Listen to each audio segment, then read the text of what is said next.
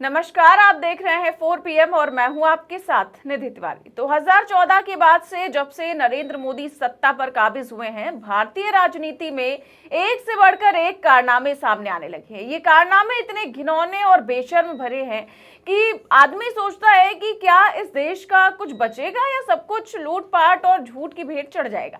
आज हम आपको डबल इंजन की सरकार की एक ऐसे ही कारनामे की कहानी सुनाने जा रहे हैं, जिसे सुनकर आपका खून तो जरूर खौल उठेगा। ये कहानी है मध्य प्रदेश में गोबर और गौमूत्र के नाम पर करोड़ों रुपए के घोटाले की, जहां कैंसर जैसे गंभीर रोग के इलाज के बहाने जनता का पैसा अधिकारियों की जेबों में चला गया। ये कोई काल्पनिक किस्सा नहीं, बल्कि इंडियन एक्सप्रेस की रिपोर्ट पर आधारित सच्चाई है, जो बताती है कि कैसे मोदी राज में शिक्षा और व्यवस्था से ज्यादा गोबर और गौमूत्र पर फोकस किया गया और कैसे ये फोकस एक बड़ा फर्जीवाड़ा साबित हुआ। तो इस रिपोर्ट में क्या कुछ खुलासा हुआ है, सब कुछ बताएंगे आपको अपने इस रिपोर्ट में। तो कहानी की शुरुआत होती है उस समय से जब बीजेपी की विचारधारा ने गाय को राजनीति का केंद्र बना दिया। मोदी सरकार के आने के बाद से अंधभक्तों के लिए गोबर और गौमूत्र संजीवनी बूटी की तरह पेश किए जाने लगे।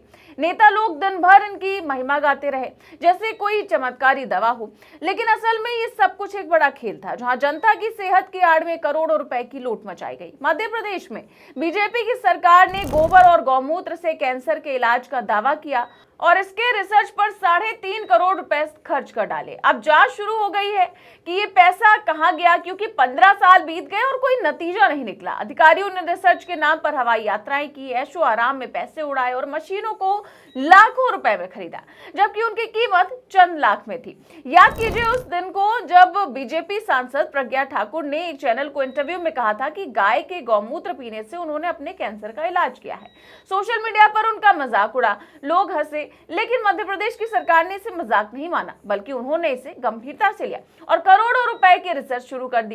इसी तरह बीजेपी प्रवक्ता संबित पात्रा ने एक डिबेट में कहा था कि एक गाय का गोबर कोहिनूर हीरे से ज्यादा महंगा होता है। उनकी ये बात अधिकारियों ने सच कर दिखाई, जिन्हें इस रिसर्च की जिम्मेदारी सौंपी गई थी। उन्होंने गोबर को इतना महंगा बना दिया कि करोड़ों रुपए उस पर बहा दिए गए, लेकिन असल में वो पैसा उनकी अपनी जेब में भरा गया। ये रिसर्च प्रोजेक्ट साल 2011 में जबलपुर स्थित नानाजी देशमुख पशु चिकित्सा विज्ञान विश्वविद्यालय में शुरू हुआ था। इसका उद्देश्य पंचगव्य के जरिए कैंसर जैसी गंभीर बीमारी के इलाज की संभावना तलाशना था। पंचगव्य में गाय का गोबर, गौमूत्र और दूध से बने कुछ पारंपरिक उत्पाद शामिल होते हैं। विश्वविद्यालय ने इस प्रोजेक्ट के लिए करीब 8 करोड़ रुपए की मांग की थी, लेकिन सरकार ने 3.5 करोड़ ही मंजूर किए। सोचिए, 8 करोड़ की मांग और 3.5 करोड़ दिए गए, लेकिन वो भी कहां खर्च हुए? रिसर्च पर? नहीं, बिल्कुल नहीं, बल्कि अधिकारियों की मौज मस्ती पर। जब 15 साल बाद भी कोई परिणाम नहीं निकला तो सरकार को शक हुआ और जांच कमेटी बिठा दी गई। जांच में जो खुलासे हुए वो इतने शर्मनाक है कि लगता है पूरा सिस्टम सड़ चुका है। कहानी में मुख्य किरदार है वो अधिकारी जो रिसर्च टीम में थे। ये लोग रिसर्च करने की बजाय फंड को अपनी अय्याशी में उड़ा रहे थे।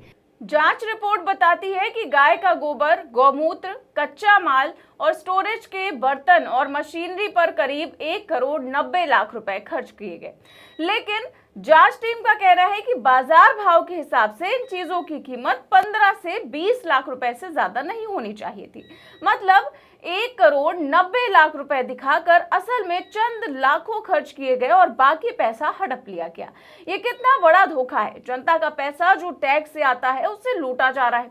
इसके अलावा रिसर्च टीम के सदस्यों ने साल 2012 से 18 के बीच 24 हवाई यात्राएं भी की। वो रिसर्च के लिए गोवा और बेंगलुरु जैसे शहरों में गए। गोवा और बेंगलुरु में गोबर और गौमूत्र की रिसर्च। साफ है कि ये यात्राएं रिसर्च नहीं बल्कि छुट्टियां मनाने के लिए थी। फंड में से 7.5 लाख रुपए कार की खरीदी पर खर्च हुए और ईंधन और मेंटेनेंस में भी इतनी ही रकम खर्च होना बताया गया। मजदूरी पर लगभग 3.5 लाख रुपए और टेबल और इलेक्ट्रॉनिक सामान पर 15 लाख रुपए खर्च दिखाए गए।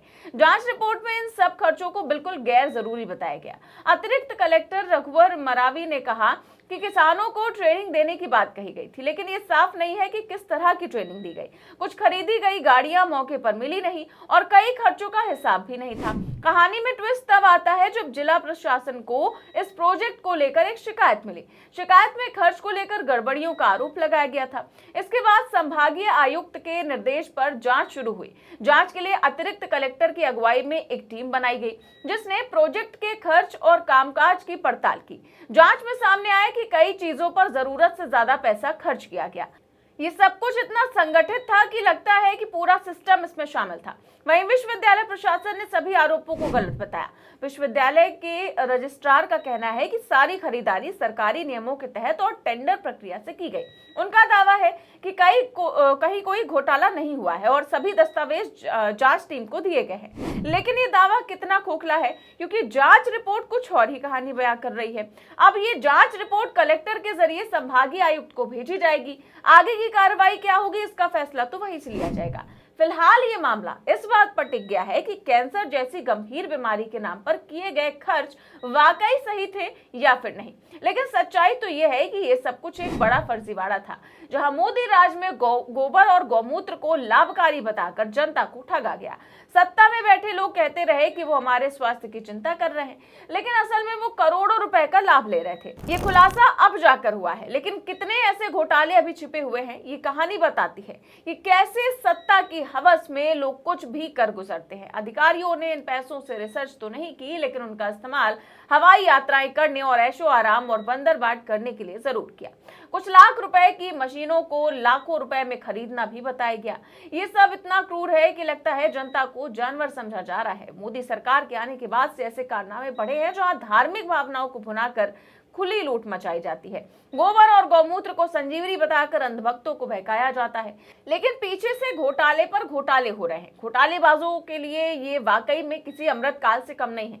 2014 से मोदी जी सत्ता में हैं और राजनीति में कारनामे बढ़ते ही जा रहे हैं। शिक्षा, अर्थव्यवस्था छोड़कर गोबर गौमूत्र पर फोकस, और वो भी घोटाले के लिए। जनता अपना सिर पकड़ लेती है। हंसना है या गुस्सा करना है समझ नहीं आता, लेकिन सच्चाई यही है कि सत्ता में बैठे लोग लूट रहे हैं और हम चुपचाप देख रहे हैं।